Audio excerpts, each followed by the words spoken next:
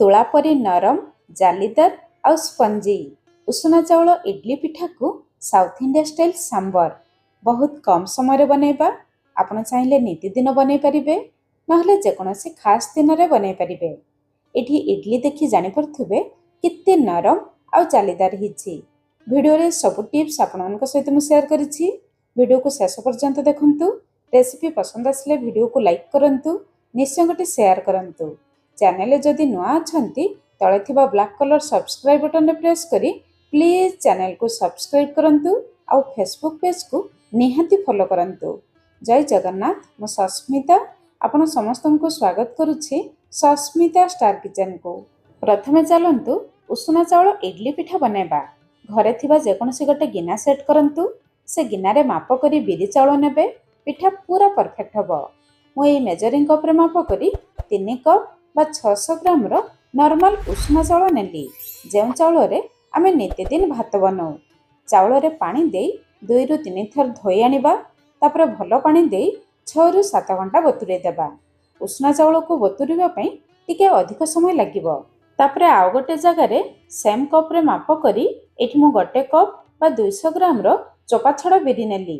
ଆପଣମାନେ ଚୋପା ଲଗା ବିରି ନେଇପାରିବେ, କିନ୍ତୁ 3 କପ୍ ଚାଉଳ ସହିତ 1 କପ୍ ବିରି ଦେବେ। এই ଭାଗ ମାପ ମନେ ରଖିବେ। ତା ସହିତ ଗୋଟେ ଛୋଟ ଚାମଚ ମେଥି ଦେବା। ଅଳ୍ପ ମେଥି ଦେଲେ ପିଠାରେ ବହୁତ ବଢ଼ିଆ ବାସ୍ନା ଆସିବ। ତା ଛଡ଼ା ପିଠା ବହୁତ ବଢ଼ିଆ ଫୁଲିବ। ତାପରେ ବିରିରେ ପାଣି ଦେଇ 1ରୁ 2 ଥର ଧୋଇ ଆଣିବା। ସେମିତି ଚାଉଳ ସହିତ 6ରୁ 7 ଘଣ୍ଟା ବତୁରେଇ ଦେବା। ତାପରେ ଆଉ ଗୋଟେ ଜାଗାରେ ସେମ୍ କପ୍ରେ ମାପ କରି ଆମେ ଅଧା କପ୍ ଶାଗୁ ଦେବା। ଏଠି ମୁଁ ବଡ଼ ଦାନା ଶାଗୁ ନେଇଛି, ଆପଣମାନେ ଛୋଟ ଦାନା ଶାଗୁ ଦେଇପାରିବେ। ସାଧାରଣତଃ ଦେଖିଥିବେ ଇଡଲି ପିଠା ତ ଫୁଲିଯାଏ, କିନ୍ତୁ ଭିତରେ ସ୍ପଞ୍ଜି ହୁଏ ନାହିଁ। ଅଳ୍ପ ଶାଗୁ ଦେଲେ ଇଡଲି ପିଠା ପୁରା ସ୍ପଞ୍ଜି ହୁଏ। ଇଡଲି ପିଠାକୁ ସ୍ପଞ୍ଜି କରିବା ପାଇଁ ଏଇଟା ହେଉଛି ସିକ୍ରେଟ୍ ଜିନିଷ। ତାପରେ ସବୁ ଜିନିଷକୁ 6ରୁ 7 ଘଣ୍ଟା ବତୁରେଇ ଦେବା। 6-7 ଘଣ୍ଟା ପରେ ଚାଲନ୍ତୁ ସବୁ ଜିନିଷକୁ ଚେକ୍ କରିବା। ଦେଖନ୍ତୁ ଶାଗୁ ଆମର ଫୁଲି ଯାଇଛି ଆଉ ନରମ ହେଇଯାଇଛି। ସେମିତି ବିରି ଆଉ ଚାଉଳ ଦେଖନ୍ତୁ ସବୁ ଭଲ ଭାବରେ ବତୁରି ଯାଇଛି। ଏବେ ଚାଲନ୍ତୁ ବିରି ଚାଉଳକୁ ବାଟିବା। ଗୋଟେ ଗ୍ରାଇଣ୍ଡର ଜାର୍ ନେଇ ବତୁରେଇ ରଖିଥିବା ବିରିକୁ ଗୋଟେ ଜାଲିରେ ଛାଣି ଆମେ ଗ୍ରାଇଣ୍ଡର ଜାର୍ରେ ଦେବା।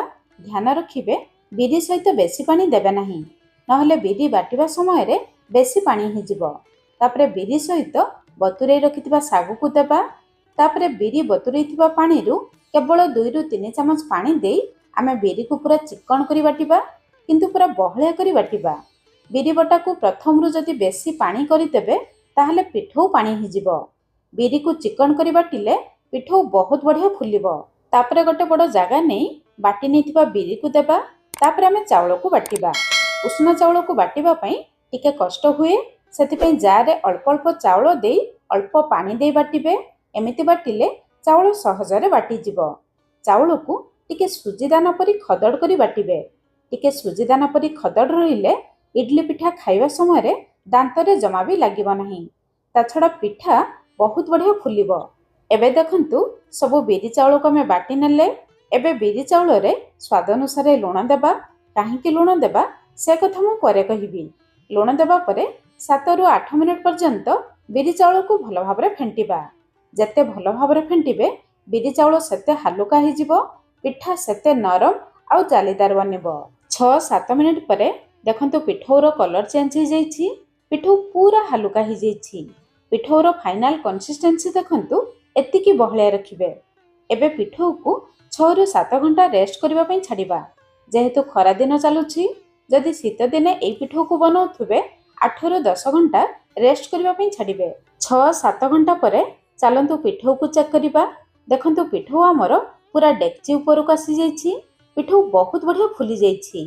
ପିଠଉ ଭିତରେ ଦେଖନ୍ତୁ କେତେ ଏୟାର ବବଲ୍ସ ଆସିଛି। ପିଠଉ ପୁରା ହାଲୁକା ହେଇଯାଇଛି। ପିଠଉ ଫୁଲିଯିବା ପରେ ପିଠଉକୁ ଆଉ ବେଶୀ ଘାଣ୍ଟିବେ ନାହିଁ, ନହେଲେ ଭିତରେ ଯେତିକି ଏୟାର ବବଲ୍ସ ଆସିଛି ସେଇ ଏୟାର ବବଲ୍ସ ଚାଲିଯିବ।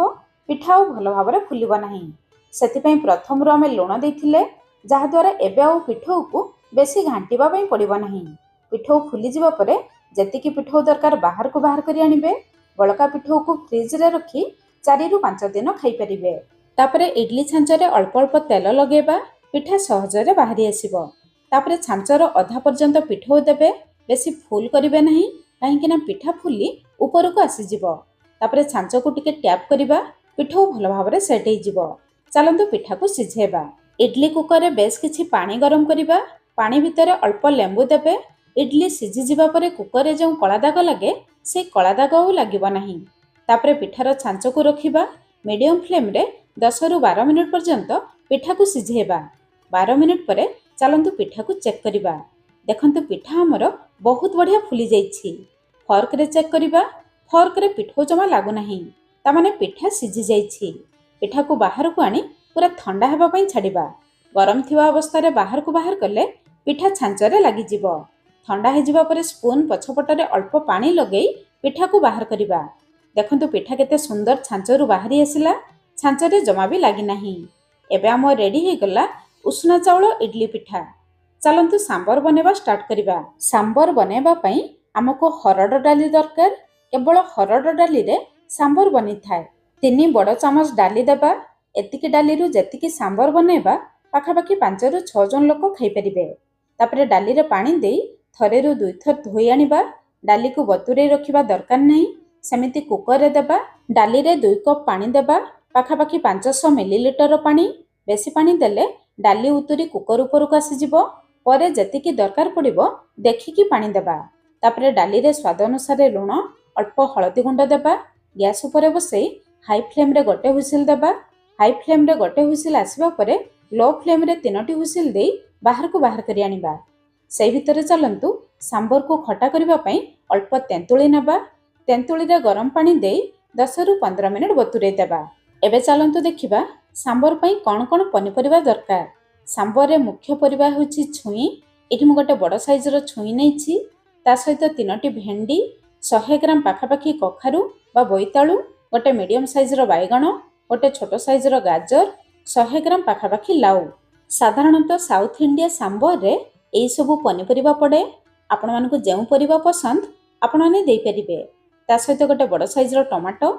चलंतु पनिपरिबा गुडी को काटि आनिबा। जेहेतु आज आमे कुकर रे बनेबा सबु पनिपरिबा गुडी को टिके बड़ साइज रे काटिबे। कखारु रो चोपा रखी काटिबे। कखारु घांटिबो नाही। छुई भेंडी को काटी अलगा गोटे जगह रे रखिबा। परे आमे व्यवहार करिबा। टमाटो को पूरा छोट छोट करी काटी कि नेबा। सेपटे चलंतु तेंतुली को चेक करिबा। 5-10 मिनिट परे देखंतु तेंतुली बतुरी जाइछि। तेंतुली को चिपुड़ी तेंतुली रो चोपा को बाहर करिबा। तापरे गोटे छांकुणी रे तेंतुली रस को छाणी नेबा। तेंतुली रस रेडी हे गला। सेपटे चलंतु डाली को चेक करिबा। हाई फ्लेम रे गोटे हुइसिल तापरे लो फ्लेम रे 3टी हुइसिल देई आमे बाहर को बाहर करी आनिथिले। देखंतु डाली भलो भाबरे सिझी जाइछि। एबे डाली को चटुरे भलो भाबरे घांटी नेबा।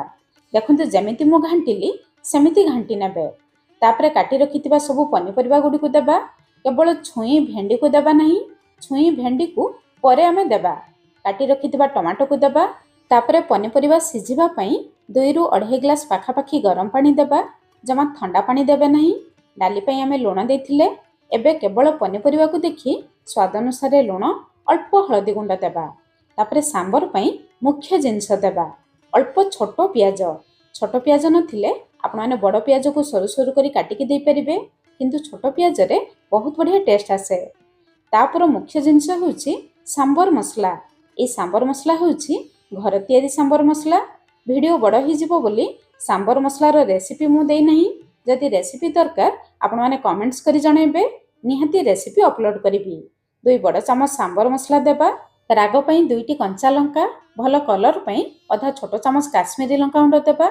ऑप्शनल अछि न देले भी चलिबो। सब जिंस को गळै नेबा। पानी देखंतु पूरा सठिक मापरे अछि। पानी टिके अधिक देबे। तापरे गैस ऊपर बसे हाई फ्लेम रे केवल गोटे हुइसिल देबा। जमा अधिक हुइसिल देबे नहीं। नहले पनिपरिबा बेसी घांटी जिवो। गोटे हुइसिल आसिले गैस रो फ्लेम बंद करिबा। आउ गोटे पैन रे आधा छोट चामच तेल गरम करिबा। तेल गरम हो जिबा परे काटी रखितिबा छुई भेंडी को देबा। तापरे छुई भेंडी को देखि अल्प लूण अल्प हळदी गुंड देबा। लो टू मीडियम फ्लेम रे 3 रु 4 मिनिट पर्यंत छुई भेंडी को भाजिबा। जहा द्वारा भेंडी रो लाळ अंश कमी जिवो। छुई भेंडी भाजी जिवो आउ सिझी जिवो। 3-4 मिनिट परे एठी देखंतु छुई भेंडी भाजी गलानी आउ सिझी गलानी। एबे आमे बाहर को बाहर करी आनिबा। सेपटे कुकर रु प्रेशर रिलीज होला परे चलंतु सांबर को चेक करिबा। सांबर रे सब पनिपरिबा गुडी को एमिति गोटा गोटा रहिबो आउ झोल ଏତିକି ପାଣି ରହିବ। ପନିପରିବା ସିଝି ଯାଇଛି କିନ୍ତୁ ଘାଣ୍ଟି ନାହିଁ, ଏମିତି ରହିବ। ଏବେ ଆମେ ଭାଜି ରଖିଥିବା ଛୁଇଁ ଭେଣ୍ଡିକୁ ଦେବା। ଏଇ ଷ୍ଟେଜରେ ତେନ୍ତୁଳି ରସକୁ ଦେବା। ତେନ୍ତୁଳି ରସ ଦେଇ ଗୋଳେଇ ନେବା। ତାପରେ ଟିକେ ଚାଖି ଦେବା। ଯଦି ଲୁଣ ଦରକାର ପଡ଼ିବ ଦେଖିକି ଲୁଣ ଦେବା। ତେନ୍ତୁଳି ରସ ଭେଣ୍ଡି ଛୁଇଁ ଦେବା ପରେ ଆଉ 2ରୁ 3 ମିନିଟ୍ ପର୍ଯ୍ୟନ୍ତ ସାମ୍ବରକୁ ଫୁଟେଇବା। ସାମ୍ବରର ଫାଇନାଲ କନସିଷ୍ଟେନ୍ସି ଦେଖନ୍ତୁ, ଏତିକି ପାଣି ରଖିବେ। ଏବେ ଚାଲନ୍ତୁ ସାମ୍ବରରେ ଟିକେ ଛୁଙ୍କ ଦେବା। ଛୁଙ୍କ ପାଇଁ ଗୋଟେ ଛୋଟ ତଡ଼କା ପ୍ୟାନ୍ରେ 1 ଚାମଚ ତେଲ ଗରମ କରିବା। ତେଲ ଗରମ ହେଇଯିବା ପରେ ଗୋଟେ ଛୋଟ ଚାମଚ ଛୋଟ ଦାନାବାଲା ସୋରିଷ ଦେବା। 2-3ଟି ଶୁଖିଲା ଲଙ୍କା, ବେଶ କିଛି ଭୃଷଙ୍ଗ ପତ୍ର ଦେବା। ତାପରେ ଲୋ ଫ୍ଲେମ୍ରେ ସବୁ ଜିନିଷକୁ ହାଲକା ଭାଜିବା। ଭୃଷଙ୍ଗ ପତ୍ର ହାଲକା ଭାଜିଯିବା ପରେ 2-3 ପିଞ୍ଚ ହିଙ୍ଗୁ ଦେବା। ହିଙ୍ଗୁ ଶେଷରେ ଦେବେ। ତାପରେ ବାହାରକୁ ବାହାର କରି ଆଣି ଗୋଟେ ଛୋଟ ଚାମଚ ସାମ୍ବର ପାଉଡର ଦେବା। ତାପରେ ଗରମ ଗରମ ଛୁଙ୍କକୁ ନେଇ ଫୁଟୁଥିବା ସାମ୍ବରରେ ଦେବା। 1 ମିନିଟ୍ ପର୍ଯ୍ୟନ୍ତ କଭର କରିବା। ଛୁଙ୍କର ବାସ୍ନା ସାମ୍ବର ଭିତରକୁ ଆସିଯିବ। ତାପରେ ଆମେ ଗୋଳେଇ ନେବା। ଏବେ ଆମ ରେଡି ହେଇଗଲା ସାଉଥ ଇଣ୍ଡିଆ ଷ୍ଟାଇଲ ସାମ୍ବର। ସାମ୍ବରରେ ସବୁ ପନିପରିବା ସିଝି ଯାଇଥିବ କିନ୍ତୁ ଘାଣ୍ଟି ନଥିବ, ଏମିତି ଗୋଟା ଗୋଟା ରହିବ ଆଉ ଝୋଳ ଏତିକି ପାଣି ରହିବ। ଏଇଟା ହେଉଛି ପରଫେକ୍ଟ ସାମ୍ବର। ଆପଣମାନେ ବନାନ୍ତୁ ଆଉ କେମିତି ଲାଗିଲା ନିହାତି ମୋତେ କମେଣ୍ଟସ୍ କରି ଜଣାଇବେ। ତାହେଲେ ଆଜି ପାଇଁ ରହିଲି, ପୁଣି ଦେଖା ହେବା ନୂଆ ରେସିପିରେ। ଧନ୍ୟବାଦ।